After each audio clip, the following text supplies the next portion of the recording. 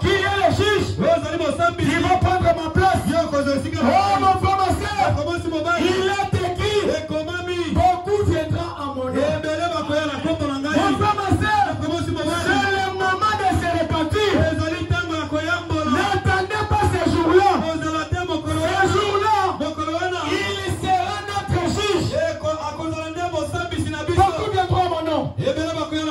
En disant, quand j'étais au tabernacle, j'avais prêché ton nom. Ils diront, là tu étais seulement mon serviteur. Je t'avais payé. On t'avait donné l'argent. Et c'est fini. Ici, je n'ai pas besoin de serviteurs.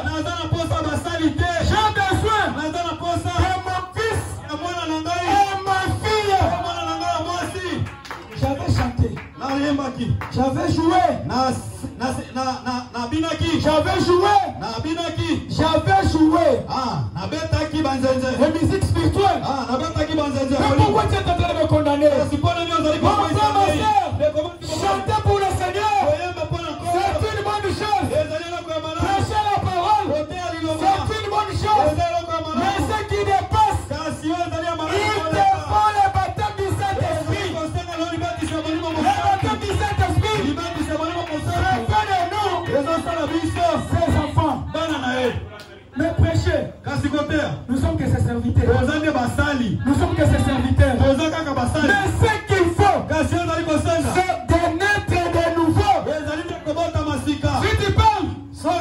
Si tu parles là-bas, disons, Seigneur, j'avais prêché. Il va te dire, j'avais prêché. Il va te dire, Judas Iscariote, il avait aussi prêché. Mais qui était Judas Iscariote? Un démon. Il n'avait pas de démon. Il n'avait pas de démon. Mais lui-même, il était un démon. En notre temps, tu peux prêcher en ayant l'esprit de sirène. Tu peux prêcher rempli de mauvais esprits. Tu peux prêcher mais être impie. La prédication, ce n'est pas l'évidence du baptême du Saint-Esprit. L'évidence du baptême du Saint-Esprit, c'est d'être à l'image de Jésus-Christ. Si tu n'es pas l'image de Jésus-Christ, oh mon frère, ma soeur, tu peux être ici 100 ans, mais sans le baptême du Saint-Esprit, tu n'iras pas au ciel. Le ciel est pour ceux qui sont baptisés du Saint-Esprit. Tu ne sais pas. J'avais chanté.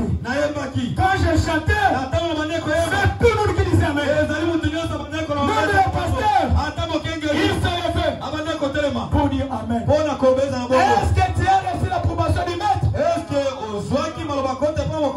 quand tu chantes, Jésus aussi s'élève? C'est ça le problème. Mon homme dit, quand vous devez naître de nouveau, car il y avait un homme qui jouait de l'art quelque part, et il y avait des hommes qui étaient là en train de crier, de jubiler. Mais ces jeunes hommes, tous ces jubilations que les gens jubilaient, cela ne lui concernait pas. Mais ses yeux étaient regardés sur son maître. En attendant quoi? En attendant le témoignage de son maître. Oh mon frère, ma soeur, le témoignage du maître, la confirmation que vous êtes né de nouveau, c'est quand vous avez le baptême du Saint-Esprit. Si tu n'as pas le baptême du Saint-Esprit, alors le baptême c'est nul. Si tu n'es pas né de nouveau, tu n'auras pas le baptême du Saint-Esprit. Mon frère, ma soeur, et comment naître de nouveau? En écoutant la parole de la vérité. Quand tu écoutes la parole de la vérité, il faut faire beaucoup d'attention. Pourquoi? Il faut que tu aies éclairé. Il faut que tu aies éclairé. Une fois que tu es éclairé, il faut que tu aies écouté la parole de Dieu.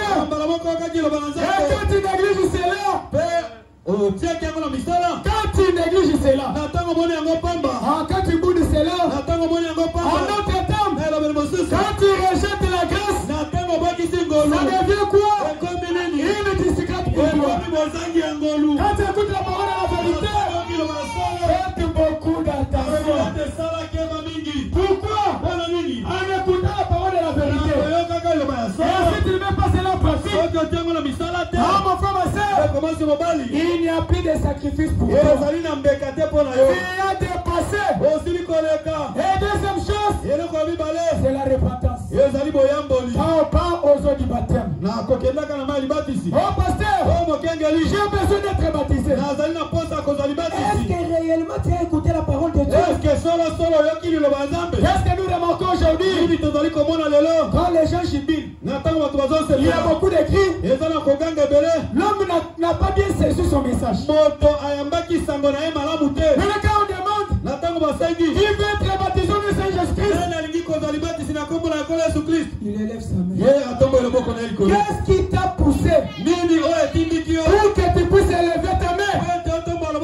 Dans la Bible, il est écrit, ils avaient le cœur vivement touché. Pour aller aux eaux du baptême, tu dois être touché par la parole de Dieu. Et quand tu es touché, tu peux demander pardon. Tu vas maintenant regretter.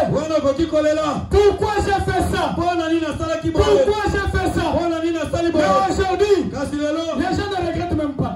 Pourquoi ils ne regrettent pas? Parce qu'il n'a pas trouvé son nom. Pendant que la prédication était prêchée, il n'a pas trouvé son nom. Il a trouvé le nom de quelqu'un d'autre. Et il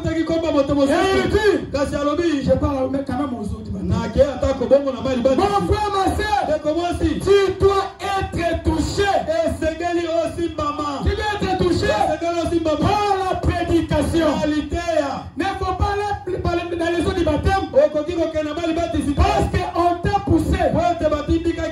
Oh non, mon père m'a dit que je sois baptisé. Est-ce que toi-même tu es convaincu? Pendant que tu parles de notre baptême, est-ce que réellement tu es convaincu? Est-ce que tu es convaincu de ce message? Est-ce que le message est venu pour toi? Si le message est venu pour toi, alors réponds-toi. Va aux eaux du baptême. Maintenant, quelqu'un qui a écouté le message, mais lui-même a un vrai prostitué. Maintenant, il part aux eaux du baptême. Au lieu de se repentir, il commence à dire d'autres choses. Il n'a pas fait son bon. Il n'a pas bien répandu. C'est bien pas répandu. Il parle seulement aux lèvres. Dans les lèvres, il dit autre chose. Mais dans son cœur, on trouve aussi une autre chose. Mon frère, ma soeur, là où tu es mort-né. Tu es mort-né. Pourquoi? Tu n'as pas suivi les processus pour naître de nouveau. C'est pourquoi il n'y a pas le baptême du Seigneur. La faute c'est à qui? La faute c'est à qui? Ce n'est pas à Dieu. Pourquoi? Dieu vous a donné tout ce qu'il faut. Il vous a tout donné. Maintenant, au lieu que vous puissiez mettre de nouveau, vous les voilà. Ils commencent à s'adhérer à l'église. La commission, ce n'est pas de s'adhérer dans une église. Quitter cette église pour aller à une autre église. La commission est que vous devez naître de nouveau. Et si tu n'es pas né de nouveau, tu n'entreras pas dans le royaume de Dieu. Pour entrer dans le royaume de Dieu, tu dois naître de nouveau. Et pendant que tu es né de nouveau, mon frère, ma soeur, notre Dieu, la Bible dit, il est le même hier, aujourd'hui, hier, aujourd'hui, et éternellement. C'est que notre Dieu, ne peut pas faire, c'est se repentir de ce qu'il a fait.